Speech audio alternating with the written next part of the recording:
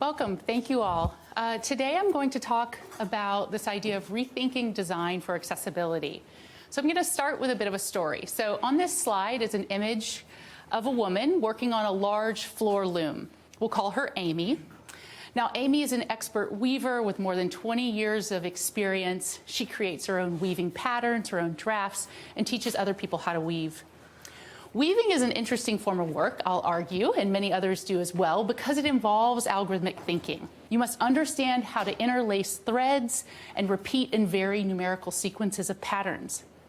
You have to do this while maintaining an awareness and an understanding of the entire system, the large floor loom here, and your emerging final product. So how is that fabric coming out of the machine? Amy's also totally blind, and she has been since birth. And I'll come back to her story in just a minute. Today, I'm going to talk about what it means to design for accessibility, or the domain of studying and creating technologies with and for people with disabilities. So we often think about accessibility as designing for the physical environment, so curb cuts, ramps, and tactile cues. It involves the design of many different assistive tools, such as the white cane you see pictured here, used by someone navigating a busy sidewalk. A large body of research also understands and designs new new technologies for accessible input and interaction, such as the buttons and switches you see here.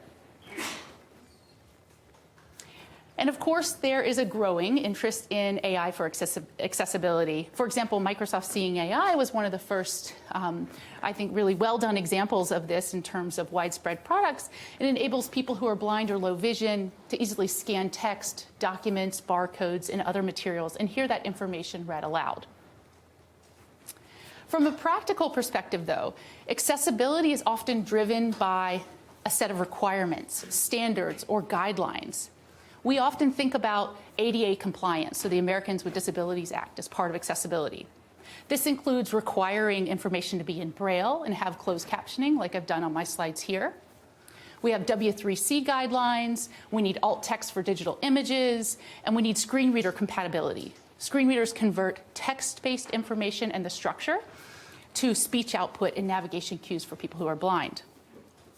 Now, the central premise of my talk is that although each of these technologies and requirements are an important step forward, they don't inherently constitute accessibility. Instead, I want to encourage you all to rethink what we mean when we say designing for accessibility in today's society. And in arguing for this conceptual shift, I'll present multiple case studies of design to help you understand three fundamental points. First, accessibility is not just a feature of a system, a checklist, or a singular state. But instead, accessibility requires having an understanding of our socio-technical systems of activity. So understanding the social world and the technological world and the ways that those interact. And finally, I'll argue that accessibility is an emergent and collaborative phenomenon. So think back to that example of Amy. And while weaving seems like this really individual activity, it's actually highly collaborative. So Amy works alongside instructors and students, some of whom are sighted, some of whom are also blind. And it involves long-term multisensory learning. Amy explains that the sounds of the loom, the texture and the tension in the fabric in each fiber, they communicate with her. Right? This is how she maintains an understanding of the state of the system in that emerging final product. So my point here is that what makes weaving accessible as an activity isn't tied up in the design of the loom exactly, but instead it's located in the interaction of Amy in her social and material environment. So key to this reframing of accessibility is how I understand interaction as multimodal, embodied, and situated. So Chuck Goodwin was a very famous linguistic anthropologist at UCLA, and he further shaped my thinking on accessibility and disability. So he studied interaction with Chill, who is his father. You can see a figure here of him analyzing interaction with his father. His father had aphasia, and he had a three-word vocabulary: yes, no, and and. And Goodwin shows quite compellingly how Chill actively participates in the telling of a story. He's positioned as a capable and competent actor in interaction. And so Goodwin asks us to consider, what would he look like if he were studied in an experimental setting, if he were deprived of the ability to use and shape the talk of others, to participate in meaningful social interaction, to draw upon a lifetime of shared memories with his wife and family, the material and social resources of his home environment. He would be, if he couldn't do all of this, right, he would be constituted as a very defective actor, someone able to say and do almost nothing. This perspective aligns with recent theorizing in disability studies, in which we can see disability as not located within people or society, but in the particular socio-material arrangement of relations and the ordering of our practices. So HCI scholars, including Cynthia Bennett, have begun to develop the notion of interdependence as a way of understanding the relational nature of assistive technology use, the labor that people with disabilities put forth in creating access, and how they act as agents in securing access for themselves and for others. Disability studies scholar Ashley Hsu has a nice book out on this topic if you're interested. She argues that disability is not something to be solved or cured through technology. And we see this narrative over and over again in what we do. So it's a fabulous book if you'd like to take a look. One of the other parts that I like about it is she outlines a number of myths that we have when we think about disabled people and narratives that we tell ourselves in society. So collectively, this work and my approach tries to reject that implicit design goal of designing for independence, rehabilitation, or returning to some level of functioning that's been lost.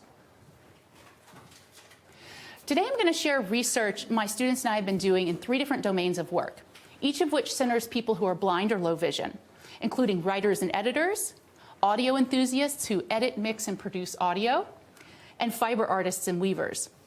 And now across these 3 different domains, we draw on months and sometimes years of field observations and many, many in-depth interviews. And within each domain, we explore new kinds of tools, often very early prototype systems, to try to augment their work. But really, the point of introducing these tools is to understand and rethink what accessibility is or could be in these particular work contexts.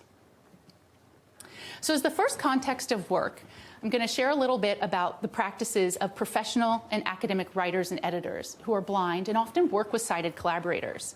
This work was led by my former PhD student, Moitreyi Dash, who's now faculty at Northeastern University. So I'm going to start with a story about Nora. So Nora's a blind attorney, and she often prepares legal documents with her sighted colleagues. Nora, like many others who are in our research, explains that using a screen reader with collaborative writing tools is an absolute nightmare. She doesn't have access to the same kinds of information her sighted collaborators have, and the way her screen reader presents information is really poorly designed for her. So she says, I feel like I'm not on an equal playing field because I'm not able to actually collaborate. I don't want to make other people do extra work. I just want to get it fixed so that blind people have the chance to collaborate just like everybody else. So said another way, the collaborative writing tools that everyone is using, probably all of us here today, often without thinking, right, present substantial barriers to equitable access and have implications for her ability and many other people's ability to collaborate and be successful in the workplace. And there's a ton of prior work in this area, right? So we know a lot about our writing practices among sighted collaborators. And this is terrible. The font is very, very small. I apologize.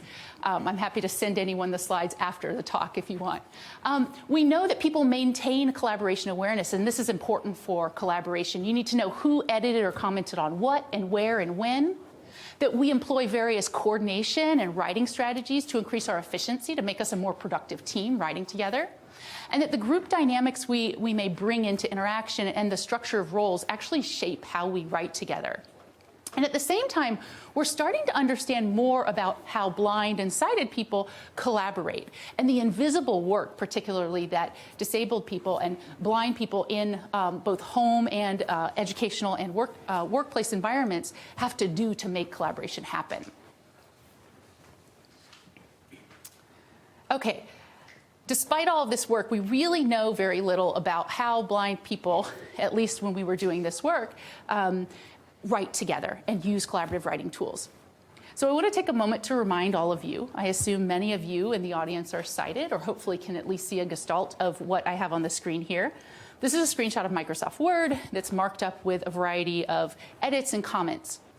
So if you're sighted, you can visually detect who edited or commented what and where through the use of color coding, overlaid spatial cues, so we can see sort of the span of a comment. We can connect the comment threads to the right-hand side to what was marked up in the text, and we do this really, really easily. That's not the case for blind writers. The collaborative information that they get is basically flattened by the screen reader and presented as serialized audio. So I'm going to play for you an example of that serialized audio. And this is actually someone interacting in Google Docs, and it's slowed down significantly so you can listen for these cues. So you can hear when a comment starts and stops, and you can hear when someone leaves or enters and leaves a paragraph.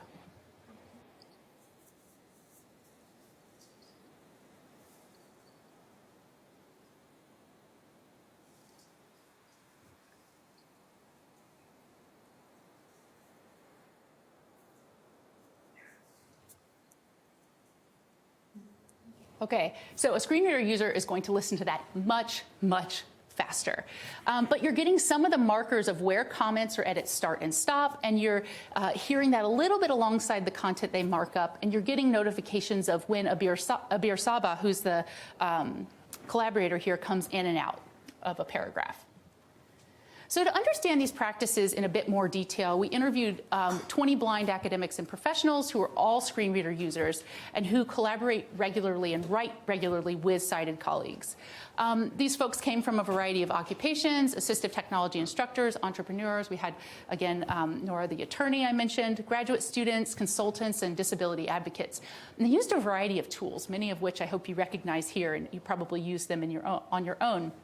But they also used a variety of screen readers as part of making collaboration work. So we found a few key things here. First is that collaborative writing tools are supposedly accessible, but they're neither easy to use nor robust in a diversity of situations. So Maya says nothing is fully accessible or inaccessible. A lot of the technology I use works with the screen reader sometimes, and sometimes it doesn't. It becomes really frustrating. We also heard from many people that the tools they're using have extremely inefficient and cluttered representations. Everything's coming at you via audio, right, with these existing tools. Bill explained what might take you 10 seconds to identify visually may very well take me 3 minutes to disambiguate, because I'm going to read a complex paragraph with changes in complex sentences from 3 different authors, maybe even close to one another, and I've forgotten the first half of the sentence by the time I get to the middle of the sentence. Right, so this is the life of the current state of the art with blind writers. There are also social and material consequences of inaccessibility, right? So it's not just that the tools are breaking down and you have sort of friction among a team or an individual additional work to make collaboration happen. Daniel said, anytime you need to ask for an accommodation or insist that things be done a different, more accessible way, you'll take a big risk of being seen as not a team player, or risk of being viewed as not an effective employee, right? So there are studies out showing how, I believe it's like 1 in 3 blind employees is afraid to ask for an accommodation because of the fear of being viewed as a bad employee or a not effective employee. Daniel says it doesn't win you friends. So there's social consequences.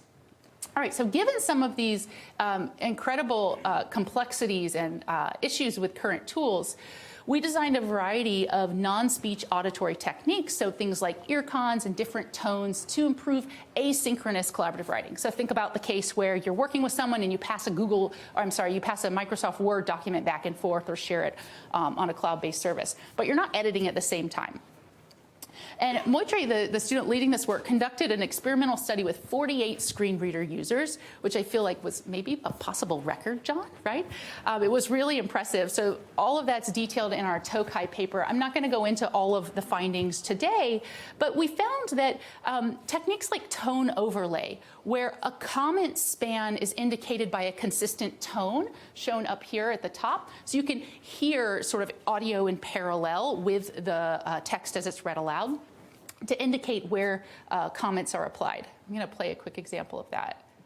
The Statue of Liberty is recognized as a universal symbol of freedom and democracy. It was a gift of friendship from the people of France to the United States. And so having this sort of parallelized representation of where comments were helped screen reader users understand overlapping comments and better identify those.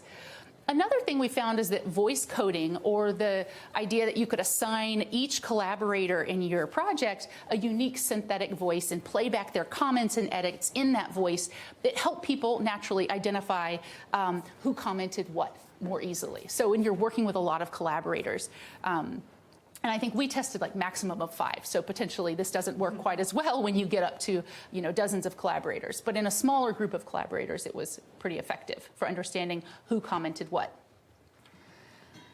Now, although exploring those cues we felt like was a good first step, the arguably more difficult case is to support real-time collaborative writing. So you think about what all of us are doing in Office 365 or Google Docs. So think about the audio I played a few minutes ago. We conducted additional interviews and observations with more blind writers to understand their experience with real-time collaborative writing. So we found a few things were key challenges. As we suspected earlier, understanding who is doing what and where in real time is a tremendous headache, and it's very, very difficult to track. But more than that, so that's sort of like just, I want to maintain an understanding of who's doing what and where, is now when you need to edit something and work on something really sort of low level, it's hard to know where your collaborators are working, and people would describe sort of clobbering each other. You're kind of editing right on top of each other and having poor awareness of where other people were around you when you needed to do those low level edits. And then finally, it was really hard, and there's no good way currently to get a high-level overview. So as a sighted person, you can glance at a document and you can see, oh, you know, Julie already edited the introduction and Fred edited the related work. There's a lot of, you know, sections below that haven't been touched yet. So there's nothing quite like that for screen reader users yet. Okay, so to address these different issues, we developed a Google Docs extension called Collab that works alongside a user's screen reader and incorporates audio cues to support real-time collaborative writing. So Collab has a few key features. It provides users with a follow mode where you can first jump to someone, right? This is a feature a lot of us take for granted in collaborative writing. You can click on their icon and know exactly where they're working. So that doesn't exist for screen reader users as a basic feature. But we also have a follow mode. So you as a sighted person can kind of watch what someone's adding and you can think about it. There's no way for a screen reader user to do that. So with this, they're able to kind of listen and hear that echo of what their collaborators are doing in the document. We also created a few different representations to support relative proximity and awareness of where people are. So we had ear cons and auditory icons, like you could hear typing in the background as someone else is working. Turned out that didn't work quite as well. People understood the mapping and the concept, but it was a little bit too much going on. Changing pitch or loudness was something that worked a little bit better, and I'll show you an example of that in just a second. And finally, we created something called an audio scroll bar, which was just a very sort of crude auditory representation of how much editing work has been done on each paragraph. So screen reader users will tab through a document pretty quickly to get an overview, and these quick auditory representations could give them a quick sense of how much work had been done on each section. Okay, so here's an example of ear cons that we used. So these are different instruments. So say you're working in a document, someone's assigned a piano, someone's assigned a harp, or a saxophone or other instruments. And then different notes from that instrument are played as they move around within the document to indicate relative proximity. Now, if one of my co-authors, such as Anonymous Walrus, enters my paragraph, I'll hear a musical note. If they come to the line where I have my cursor, a slightly higher pitch note occurs. And if they place the cursor at the exact same spot where I am, an even higher pitch note happens. And if they move away from my paragraph, then I hear a lower pitch note. Okay, so we aim to design really simple cues, right? It's sort of quite basic, but it was this trade-off of how much information do you provide? How do you provide it in a way where it's aesthetically pleasing and not going to add to sort of the auditory clutter and the overload that people already felt? Okay, so we evaluated Collab with 15 screen reader users. Details of that are in our CHI 2022 publication. What I want to call your attention to, though, is the coordination work that people did. So we also conducted naturalistic writing sessions with screen reader users and sighted collaborators. So these are people who had worked together before. So they tried out Collab. Here's a vignette from the session with Jim, who is our screen reader user, and Ava, who's a sighted collaborator. And in this example, Jim is adding content to the paragraph, to a particular paragraph, and Ava places her cursor in the paragraph to discuss a typo that she found. So this triggered an earcon, like a musical instrument note, and it played for Jim. When Jim heard the earcon, he became aware that she entered and said, "I see you," right? So audio channel is also going in this collaborative situation. So he gave her some confirmation that I'm aware you're coming in close to me. But this earcon did more. It prompted Jim to explore where Ava was in the paragraph. So he jumped to Ava's location. And then rather than jumping in and Ava doing this for Jim, she makes a recommendation. She says, pickup should be one word. Or could be one word. So Jim then explores, kind of goes back and forth with his screen reader to get the context of that particular sentence and makes the change. So this is a really simple example, right? It's a few seconds of activity. But in this, we can start to observe how Jim and Ava coordinate joint attention, how he's maintaining peripheral awareness, knowing when she's coming into the same area where he's working, and how they're transitioning between individual sort of lower level editing and this coordinated shared tasks of sort of editing together. And these are all incredibly difficult activities in current collaborative writing environments where people need to rely on a lot of verbal exchanges. Jim said for him, and this is important because he said it was very cohesive, very smooth. We got to focus a little bit more on bouncing ideas rather than where are you now? Okay, here I am kind of thing, which would dominate the conversation previously. It's like that low-level coordination people had to do. So it left more room for actual discussion, brainstorming, and writing. So we can think about tools that support more fluid collaboration among ability-diverse teams as changing the nature of what people can accomplish together. All right, so to wrap up this first case study, we focused on understanding and addressing information needs of blind collaborators, so around awareness cues and coordination mechanisms. But the ecosystem of tools that we all rely on are both inaccessible and difficult for screen reader users to use. And this has serious social and material consequences for blind workers. And yet, I'm a bit worried about the future of collaboration tools and productivity tools in general when we think about the increasing role of generative AI in these applications. So we need to start asking serious questions of who benefits from these applications and sort of their embeddedness, and how are these tools and their output made accessible to screen reader users, right? So one way this could go is it actually exacerbates issues of equity, where sighted people have further advantage and people who are screen reader users have even more depreciated environment. Okay, and this is some of what my students and I are thinking about now. All right, so we're gonna hop over to another field site now. I'm taking you on the tour of all of our field work. This is a second domain and context of work I wanna share. This is ongoing work that we've been doing with blind audio engineers, sound designers, musicians, and podcasters. And this is led by my PhD student, Abir Saha. And it's a project that's all about community-based learning and mutual support. Okay, so this is Brandon. Brandon is blind. He owns his own and runs his own audio production studio. He leads training classes for other blind and low vision producers. And he says that people typically assume audio is inherently accessible, right? It's a medium that blind people should excel at. We have lots of stereotypes, especially about people who are blind and look a lot like Brandon, about being good at dealing or writing music or playing music. But in fact, it takes years of learning. It takes, for him, a $10,000 mixing board to make his studio accessible. And he needs lots of people around him to learn collaboratively, to create a space and practices that work well for him. So Brandon's story starts to reveal how accessibility and professional competency are deeply intertwined.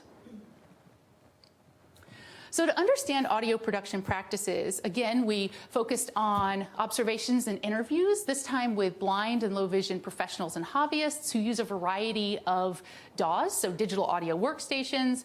So these were anywhere, Pro Tools, Reaper, Logic, Sonar. These are some of the most common or popular tools used today. Our participants used a variety of screen readers as well as custom scripts for more accessible workflows. For example, Flow Tools is a custom script for screen reader users that helps improve the accessibility of Pro Tools. We were interested in how they set up their workspaces. So we actually went out to music studios and looked at the environment and tried to understand that. But we also wanted to know how they navigated interfaces like this, right? So this is a UI from Pro Tools. And first, in our study, we found that blind audio producers had a tremendous amount of work. They did a tremendous amount of work to piece together accessible and efficient workflows, right? This is similar to the collaborative writing study, and that they're sort of navigating and wading through all of these inaccessible tools. So Mike said it well. He said, when you as a sighted person look at that slider, you can see that the drums are 2 decibels, a little bit louder than the piano. You can quickly tell relative difference. But when you convert that to speech through a screen reader, that might get spoken like drums 50%, piano 60%, guitar 70%, vocals 90%. There's a huge cognitive load, and you have to do all sorts of mental gymnastics just to get an idea of the picture, right? So something that we assume should be accessible, audio production, is in fact very, very difficult for people to use in these kinds of tools. Second, as David explains here, blind professionals confront ableism in their work and must present as capable and competent. This is really important. He says, because of the tendency to hire the guy who has all their senses. Third, and what was most interesting, I think, to me personally, and as well as to Abir leading this project, was that learning and creating access was truly a community-based effort.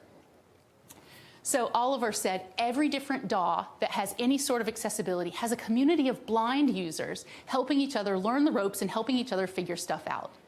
And this is important, as Liam summarizes here, the way blind people use DAWs with the screen reader is so different. It's fundamentally different from how sighted people use DAWs. So given these differences, we wanted to understand it a little bit more, how experienced screen reader users in particular help other people understand screen reader-based navigation. So we studied an online community, a forum created by and for all blind audio producers. This forum was focused on the Logic Pro DAW, which there's an image of here on this screenshot. It has dozens of buttons, sliders, and knobs, as well as visualizations of different audio effects.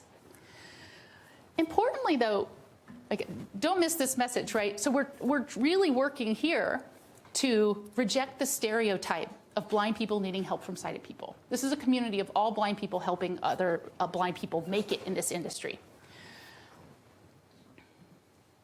So from this study, we identified 4 key practices. One is that these experts helped novices learn and use standard terminology. And this was really important for establishing mutual understanding.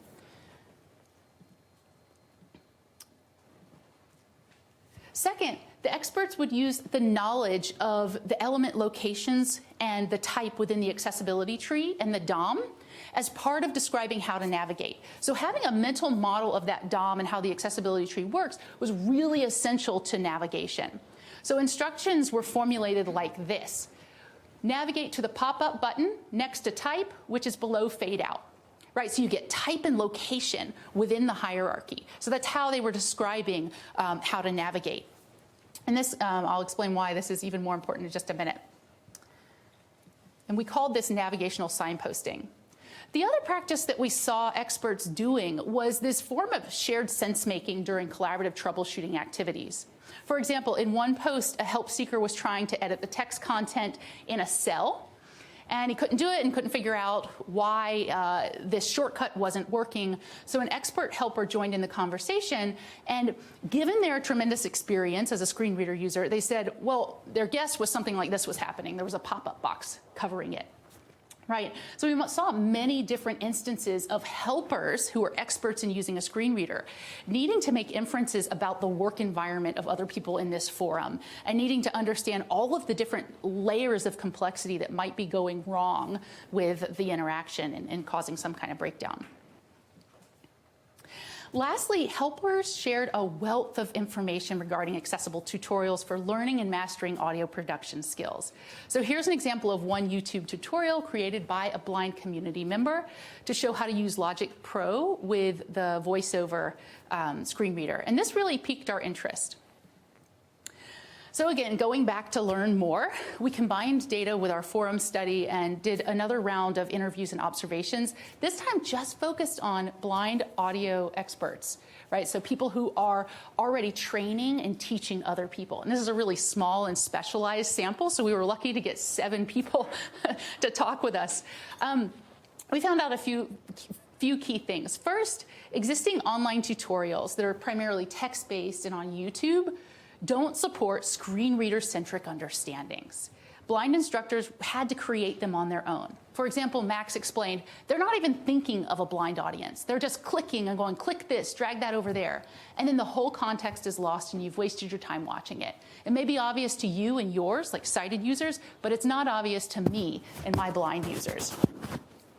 Second, instructors describe the complexities of managing the tutorial creation process themselves.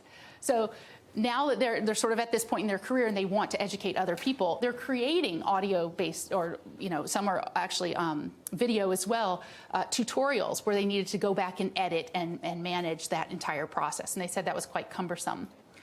The third thing is that they said they were looking for ways to facilitate hands-on structured learning, sort of step-by-step learning that could bring in newcomers into this industry and help people get started with a potential career. And there's no good way of doing that just yet.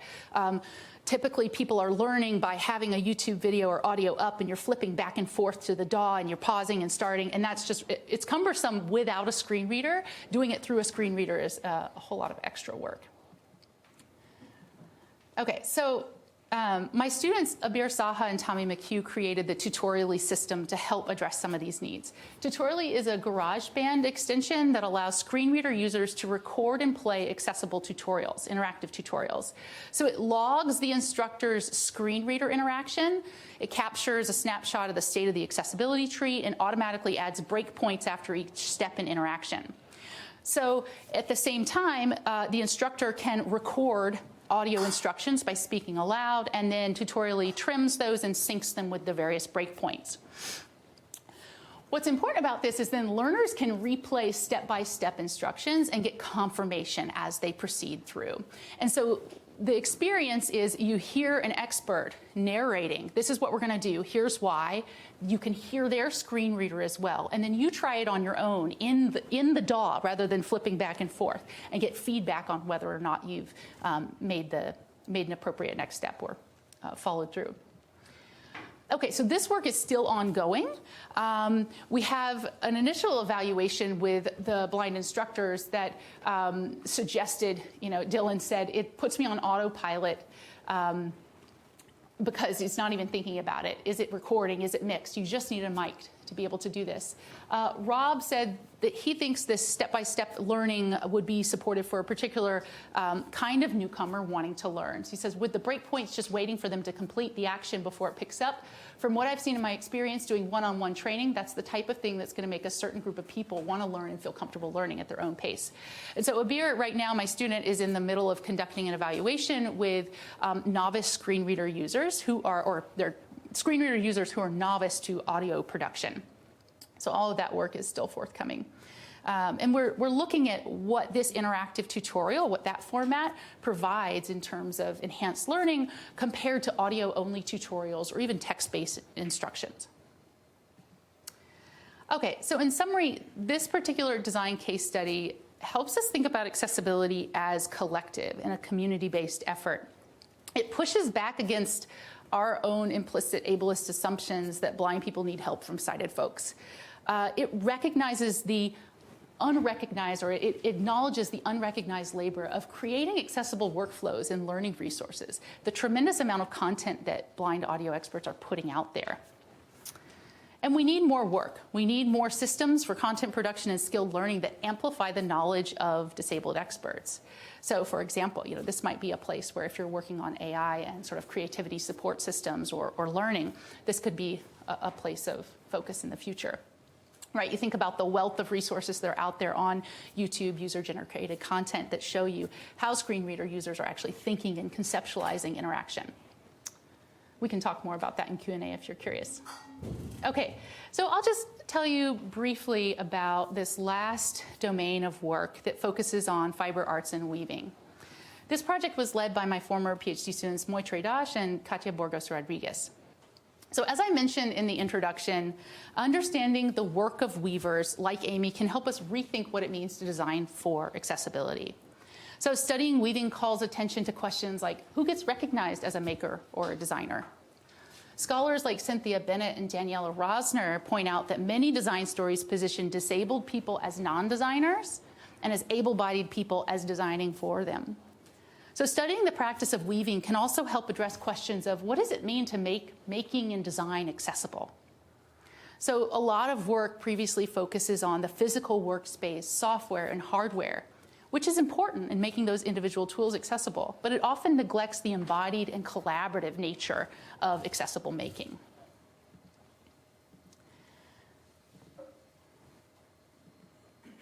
So for the past few years, we've partnered with a community weaving studio where we, in this image shows a woman who is low vision who's working on a tabletop loom.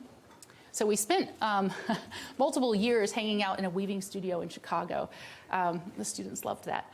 So did I, though. I'm laughing. So weaving is really, as I mentioned, it's a complex form of skilled work that can take years to master.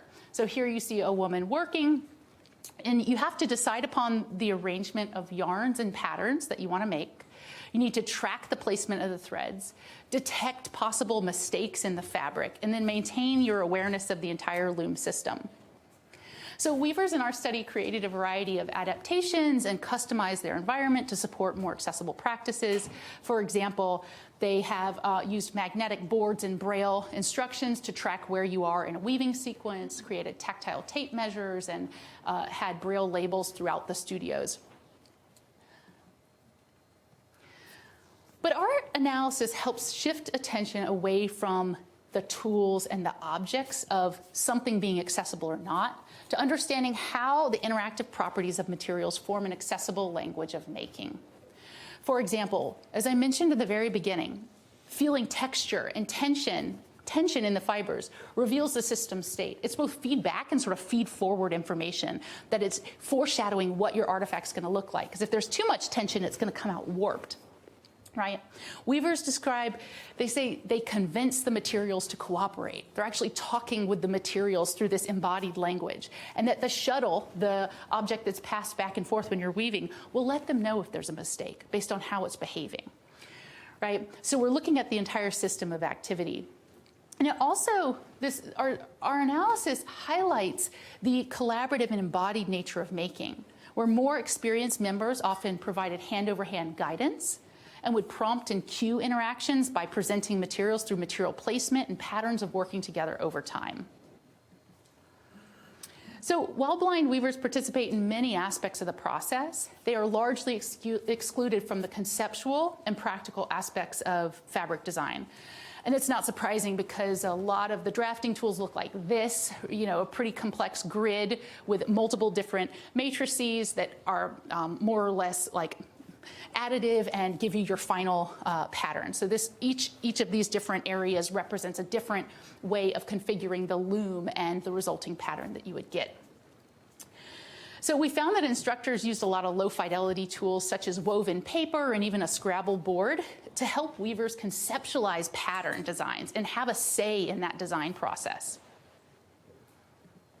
So to support weavers in pattern design and draft iteration, Moitrey created Symphony, which is an application designed for blind weavers and their instructors to work together. So I'll play a quick demonstration video of that, her sharing about her work. Participation in the design phase of a project remains limited because the software for editing patterns are graphics heavy and not compatible with screen readers. as shown on the image here that includes a screenshot from a software called Fiberworks. But pattern designing is a particularly important step in weaving because here weavers can engage in a form of algorithmic thinking as they determine the look of the resultant fabric by changing numerical sequences for systematically interlacing threads, and they prepare a 2D grid-based instruction set called the weaving draft. So the lack of accessibility in pattern drafting tool really limits blind weavers' engagement in collaborative design. To address this, we developed a pattern designing tool called Symphony to enhance blind weavers' understanding of draft patterns. Symphony includes a tablet application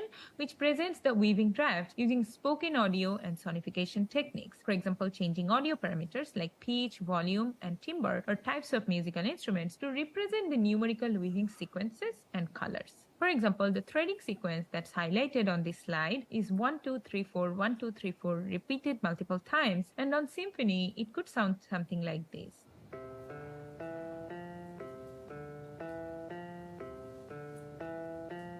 In addition, a wooden grid overlay is placed over the tablet to help weavers navigate the grids on a weaving draft and tap on cells through the holes of the wooden grid overlay. Okay, so using Symphony out in the weaving studio helped us understand differences in how blind and sighted weavers conceptualize and perceive patterns. For example, sighted people tend to perceive patterns as a whole first and visually track emergent shapes in the pattern. Whereas on the other hand, blind individuals will perceive sort of low-level cell by cell, at least in our experience here on the grid, and aggregate that information into a global understanding. So the image on this slide shows multiple weavers exploring draft designs using the sonified feedback of Symphony. Another interesting observation is that they use Symphony collaboratively to share different orientations towards draft design. Blind weavers demonstrated to the sighted instructors how they tracked a shape and perceived it by moving across the different cells on the tablet, whereas sighted instructors then guided them using hand-over-hand guidance and dragging their finger to show how they perceived the contour of the shape visually. What's important here, though, is that participants didn't characterize the sighted way of doing this as the correct or the only way of perceiving the design, the drafts. Instead, they co-constructed what we're calling, or Doresh talks about, as a multiplicity of meanings. They recognized how the same pattern can have multiple interpretations and yet be part of shared meaning that they build together. Okay, so to conclude my talk, as we rethink what it means to design for accessibility, we need to consider the ecosystem of digital platforms and tools used throughout our daily lives, and how use of these tools construct professional competencies. So disability studies scholar Elizabeth Elsesser writes, digital media create new interfaces, actions, and expectations for human bodies and may create disability through the social pressures that increasingly construct the functional life to be the technologically competent life, rendering those who do not master these technologies as effectively disabled. So think about that for a moment, particularly given the 70% unemployment rate for people who are blind. The point is there's a lot to be done with respect to design for accessibility, and it's only getting more complex. The conceptual takeaway from my talk, so if you've been sleeping so far, wake up for the next couple slides, is that I hope you see accessibility as emergent and a collaborative process. So this changes our focus of analysis to the entire system of activity and how people interact with their social and material environments. It positions the social and political dimensions alongside the technological, and these can't be disentangled. I don't think there's no such thing as apolitical assistive technology design, right? We can't disentangle those things. It also changes the kinds of questions we can ask about whether an experience works and whether it's accessible. And our goal should be to support fluid ways of acting. As disability studies scholar Jade Dolmage says, we can think about access as a way to move in the world. So this raises our collective standards of what it means to create access. Now, while I want you to see accessibility as more than just the things we build, what we build too also really matters. And we need systems that don't just consider functional support, but also help fuel innovation, education, and professional practice among disabled creators, authors, makers, and designers. Remember, people with disabilities have long been designing for themselves.